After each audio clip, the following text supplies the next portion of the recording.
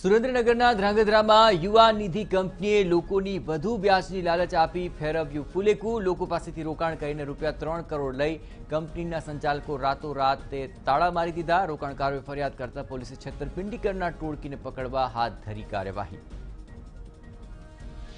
રાજકોટમાં જીબેલી શાક માર્કેટ પર રોડ પર વિજિલન્સ પોલીસકર્મીની દાદાગીરી। પાથરણા પર શાકભાજી વેચીને ગુજરાન ચલાવતા ગરીબ લોકો પર જમાવ્યો રોફ। શાકભાજી રોડ પર ફેંકતા અધિકારીઓનો વિડીયો વાયરલ।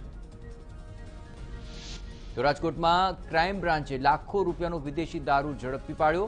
ટેમ્પોમાં ડનલોપના ગાદલાની આડમાં છુપાવ્યો હતો દારૂ। પોલીસે 4,99,000નો મુદ્દામાલ કર્યો કબજે। પંચમહાલમાં રસકટ ગોળની શંકાસ્પદ જથ્થો મળી આવ્યો। આરઆર સેલની ટીમે બાતમીના આધારે પાવાગઢ પાસે આવેલા પાર ટ્રેડર્સના ગોડાઉનની અંદર દરોડા પાડી 27 લાખનો મુદ્દામાલ જપ્ત કર્યો। જૂનાગઢમાં જિલ્લા જેલમાં કાચા કામના કેદીએ કર્યો આપઘાત। ગીર ગઢડાના નીતલી ગામના આરોપીએ બેરેકમાં ગળે ફાંસો ખાઈ જીવન ટૂંકાવ્યું। મૃતક બળાત્કાર અને પોસ્કોના ગુનામાં 6 મહિનાથી કાચા કામના કેદી તરીકે હતો જેલમાં।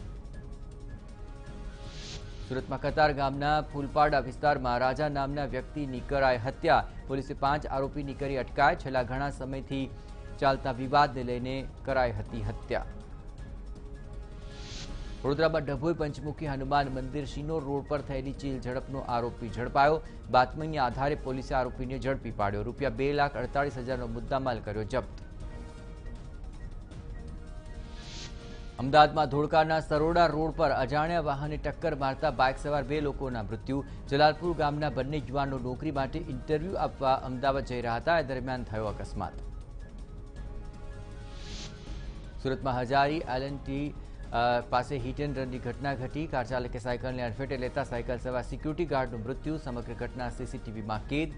હજીરા પોલીસે હાથ ધરી તપાસ। ધ્રાંગધ્રા હળવદ હાઈવે ઉપર અજાણ્યા વાહને મહિલાને અડફેટે લેતા મહિલાનું ઘટના સ્થળે મૃત્યુ અને 2 વ્યક્તિ ઇજાગ્રસ્ત। પોલીસે ઇજાગ્રસ્તોને હોસ્પિટલ ખસેડી હાથ ધરી તપાસ।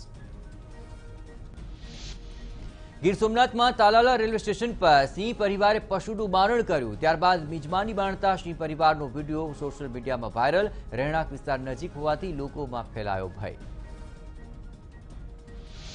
ફી મુદ્દે અમદાવાદમાં અનેક વાલીઓ પરેશાન। શાળા સંચાલકોએ કહ્યું કે જો ફી નહીં ભરો તો ઓનલાઈન શિક્ષણ બંધ કરાશે। ફી નહીં ભરનાર બાળકોને માનસિક રીતે હેરાન કરવામાં આવે છે। આ તરફ વાલી મંડળે શાળા સંચાલકોના નિર્ણયને વખોડ્યો। કહ્યું કે જે પણ વાલી ફી ભરવા સક્ષમ નથી તેમણે શાળાઓને જાણ કરવી જોઈએ। સાથે તેમણે એવું પણ કહ્યું હતું કે ફી ભરવા માટે દબાણ કરવું યોગ્ય નથી।